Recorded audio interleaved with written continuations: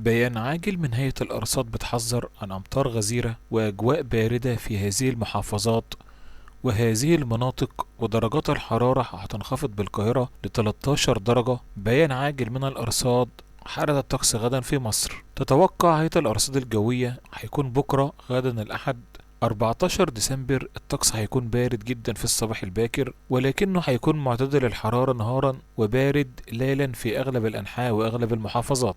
يشهد الطقس شبورة مائية هتكون كثيفة اعتبارا من الساعات المتأخرة من الليل، من الساعة 8 بالليل وحتى الساعة 9 صباحا على بعض الطرق المؤدية من وإلى شمال البلاد، وده هيكون حتى القاهرة الكبرى وشمال الصعيد، وكمان هيكون في وسط سيناء تؤدي إلى انخفاض الرؤية الأفقية في بعض الطرق. فرص سقوط أمطار غدا أمطار متوسطة على مناطق من السواحل الشمالية وشمال الوجه البحري، وفرص أمطار خفيفة على مناطق من القاهرة الكبرى ومدن القناة وخليج السويس. أمطار خفيفة إلى متوسطة على بعض المناطق من محافظة البحر الأحمر. بالنسبة لحالة الطقس ودرجات الحرارة هتتراوح ما بين القاهرة 21 والصغرى 13، اسكندرية 20 والصغرى 13، مطروح 20 والصغرى 12، سوهاج 23 والصغرى 10، قنا 24 والصغرى 9. بالنسبة لأسوان هتكون درجة الحرارة العظمى 24 والصغرى 11. حالة الطقس غدا الأحد 14 ديسمبر في كافة الأجواء.